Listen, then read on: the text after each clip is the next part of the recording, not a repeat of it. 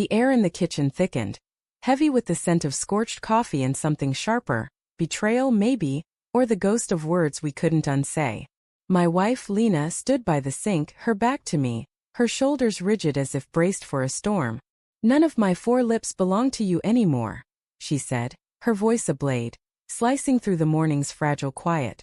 I froze, my hand halfway to the mug on the counter, the words clawing into my chest like a sudden frost. "For lips?" The phrase was grotesque, intimate, a riddle that made my stomach churn. I wanted to laugh it off, to call it one of her cryptic jabs, but the way her fingers gripped the edge of the sink, white-knuckled, trembling, told me this was no joke. "Then live with your debts alone," I shot back, my voice cracking under the weight of my own confusion. "Debts?" I meant the mortgage, the car payments, the life we'd built brick by brick over 12 years.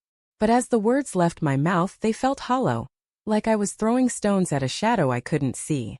Lena didn't turn around.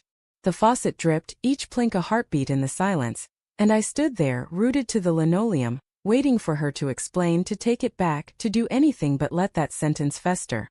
It had started weeks ago, though I hadn't seen it then.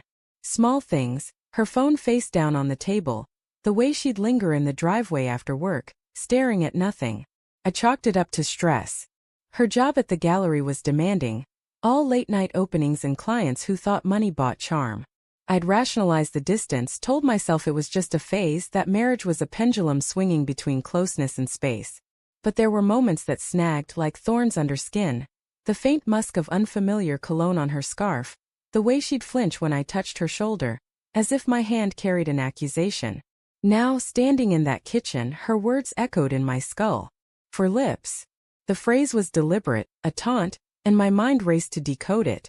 Was she confessing? Mocking me? Or was it something else entirely, a metaphor I was too dense to unravel? My heart thudded, a dull ache spreading through my ribs. I wanted to grab her, to demand answers, but my feet wouldn't move.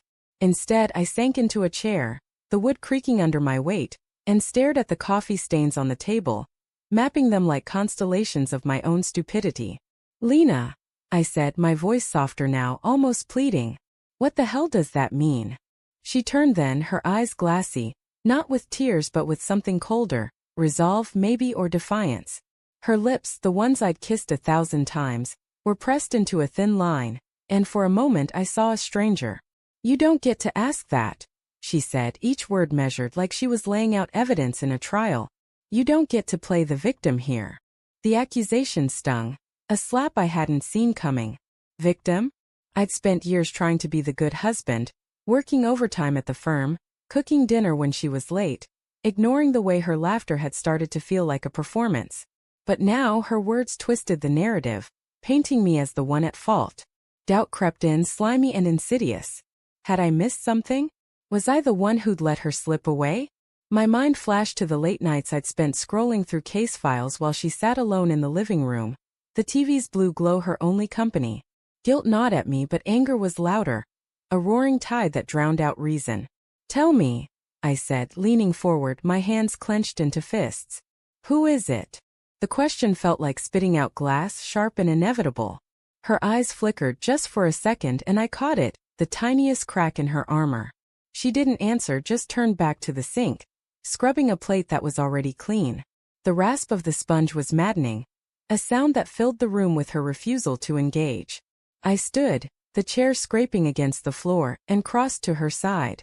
The kitchen felt smaller now, the walls closing in, the air thick with unspoken truths. I noticed the way her hair fell over her neck, exposing a faint mark. A bruise, maybe, or something worse. My breath caught, and I reached out, my fingers hovering an inch from her skin. "Lena," I whispered, my voice breaking. "What did you do?" She spun around, the plate slipping from her hands and shattering on the floor. Shards of porcelain skittered across the tiles, glinting like broken promises. "Don't touch me," she snapped, her voice raw, her eyes wild with something I couldn't name. Fear, guilt, or maybe both. "You don't know anything, Tom. You never did." The words were a gut punch, but it was the way she said my name, like it was a burden, that broke something in me. I stepped back, my hands raised, as if surrendering to an enemy I hadn't known I was fighting. The room spun, the edges blurring, and I saw flashes of our life together. Her smile at our wedding, the way she'd hum off-key while cooking, the late-night talks about dreams we'd never chased. Had it all been a lie? Or had I been too blind to see the cracks?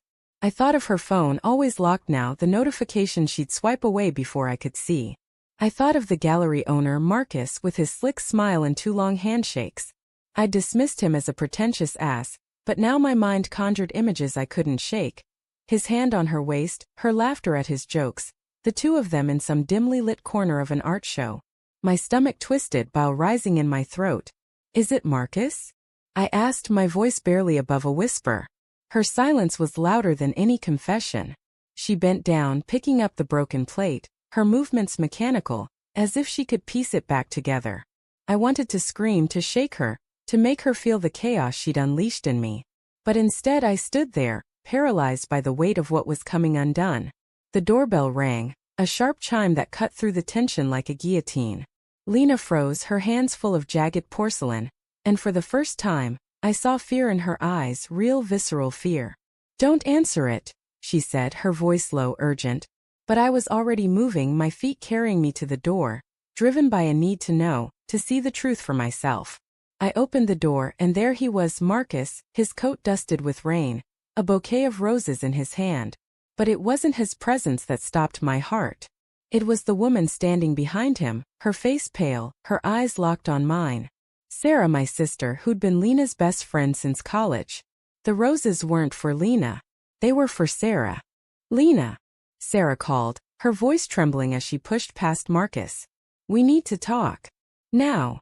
My wife appeared in the doorway, her face a mask of shock, the broken plate still in her hands. And in that moment I understood. For lips. Not just Lena's betrayal but Sarah's too. The debt wasn't just ours. It was theirs, a tangled web of secrets that had been unraveling for years. I stepped back, my chest heaving, as the truth crashed over me like a wave. Lena hadn't just betrayed me with Marcus. She'd betrayed me with Sarah, her best friend, my sister. The roses, the glances, the late nights. It all clicked, a puzzle I'd been too naive to solve. "You both," I said, my voice a hollow echo.